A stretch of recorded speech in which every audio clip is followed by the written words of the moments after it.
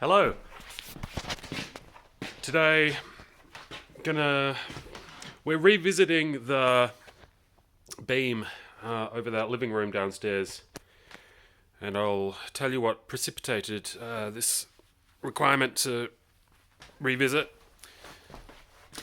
The window box, resounding support for the window box bench seat thing, which is going to go here. So this 2x4 represents kind of where it's going to be. So it's going to be nice and deep where it's widest. The reason is because I want it to be kind of a useful width. Probably be a bit more like maybe that. I want it to be a bit more of a useful width at the ends. If it's just like a sharp little angle, it creates like a little bit of a useless spot. So at least I can fit like a small pot plant or something on that little end bit. So that's going to be awesome. But what that has revealed is just how like kind of cattywampus this floor is. This is the floor that we are trying to get the sag out of since the very beginning. So I've done the basement beams good. Turns out when there's something missing in translation in the wall in between, and definitely in this beam beneath this kind of doorway and stuff. There's like quite a considerable sag down there, and it becomes quite evident here when we put a straight piece of timber. You can see the gap at the end there. So this piece of it's just like a seahorse, a rocking horse, or what's the thing called that you go up and down? Someone on the other end. It'll come to me. But I want to get the sag out so that we can have the bottom of that as flat as possible. And if we can't, then we're just going to have to live with it and kind of design around it.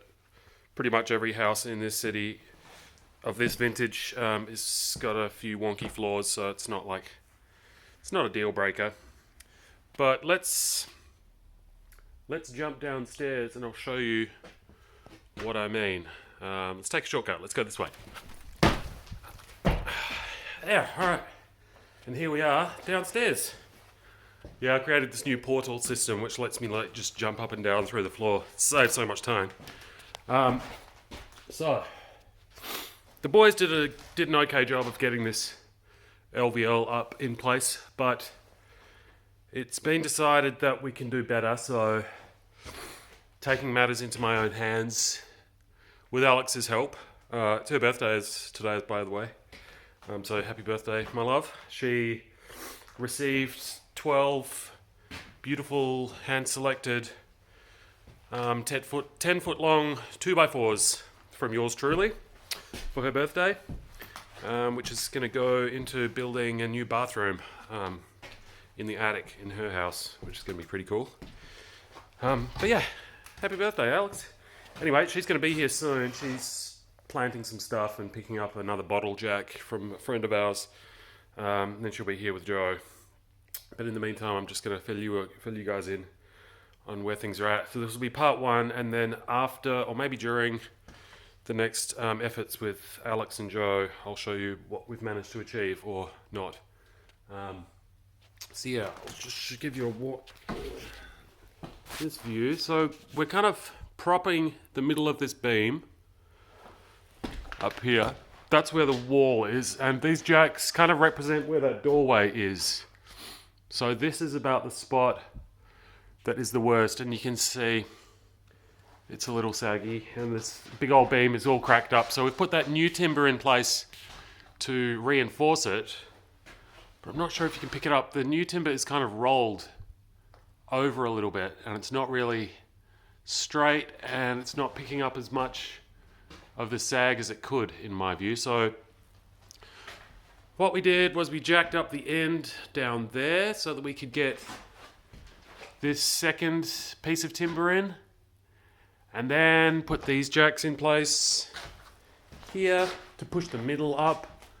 I've taken all the screws out of this LVL, like in the middle 3/4, and then we're going to jack up that big cracked up main beam, and then we're going to try and screw the LVL back hopefully in a new, better position, and then just strengthen the crap out of this thing and take as much of that sag out as possible. And then once that's done, so what Alex and Joe are going to pick up the jack, and it's going to go right in this spot in between where these two guys are. And then we're going to push up with some considerable force into the middle of this beam, and then I'm going to fix it with these big lag screws.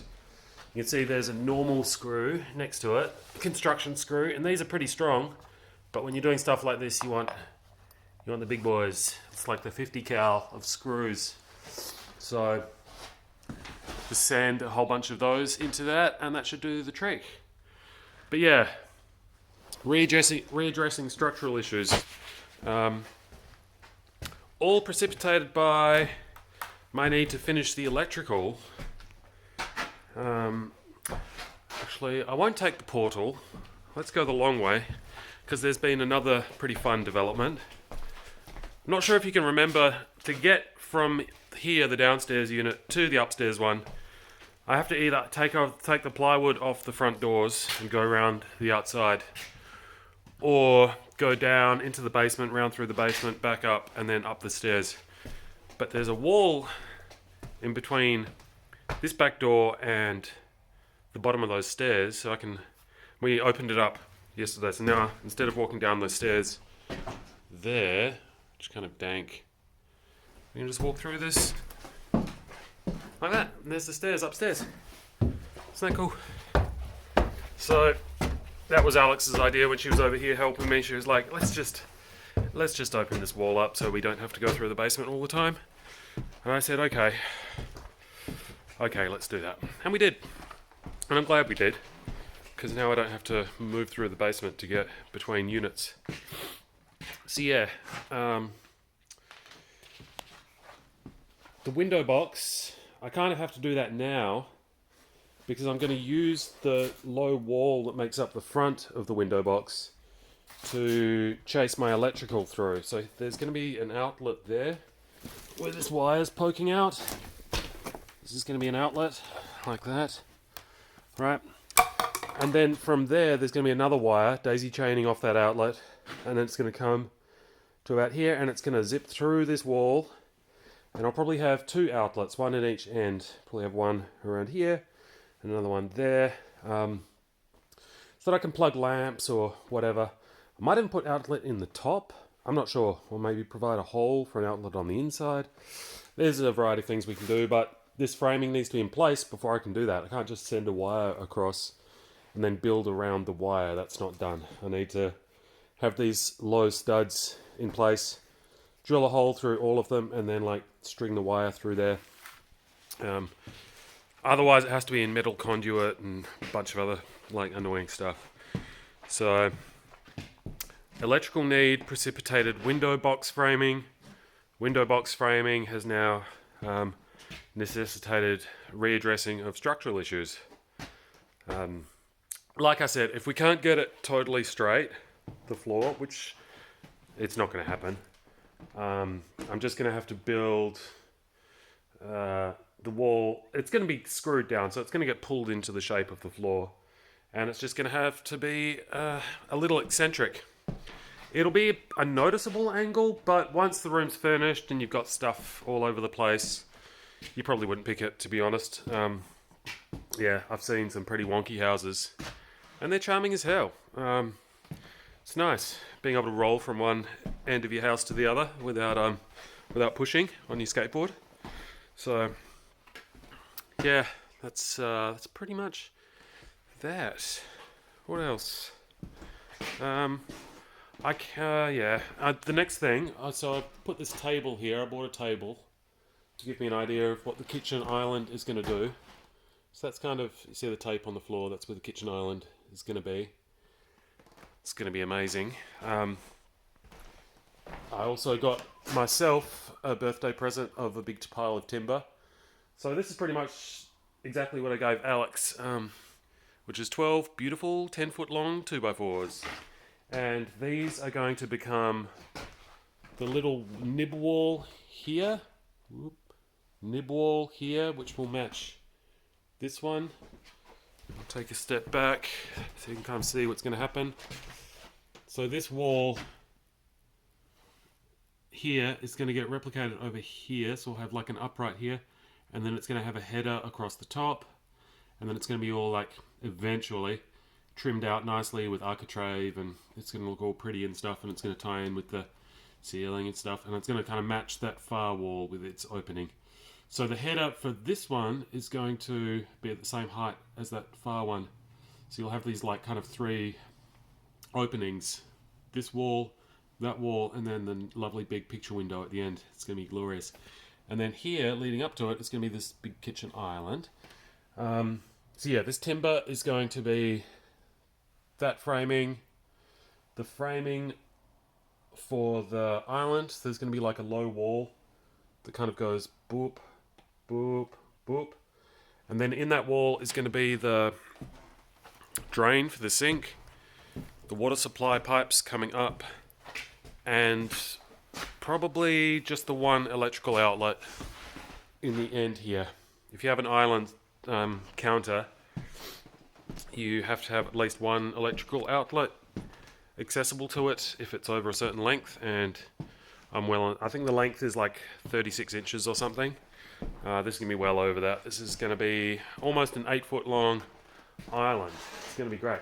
This table is pretty much as big as the island's going to be. And it's going to have a sink in that far end. Hang on, let me show you. So let's pretend this is our kitchen thingy. It's my pretzel snack.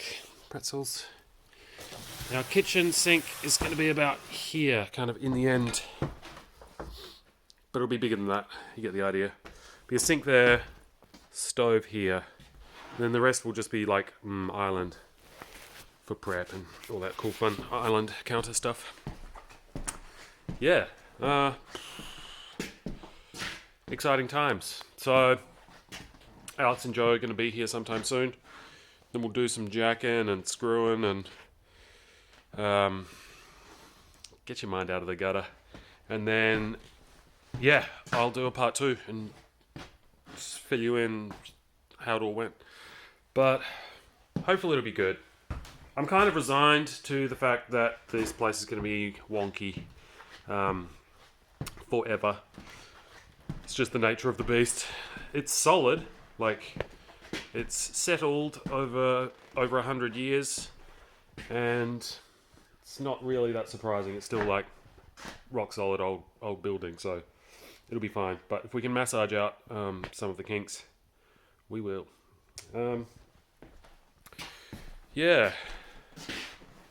Been chatting to Steve in Iraq, soon to be Steve of Turkey, for a short time. So that's been nice. Also, just everyone else, it's been good. Thanks for the birthday love. Thanks for the lovely gift, Nicholas, Kelly, and Bella. That was much appreciated. Yeah, I can't remember what I said. The day of or after my birthday, I recorded a big video. And in the middle of recording it, my phone storage ran out and it just died halfway through. So, yeah, it was annoying. I need to upgrade my multimedia system because my phone just doesn't have enough storage. Yeah, anyway, we'll get onto that soon. And yeah, much love. I'll see you guys again soon once we've hopefully not destroyed the place.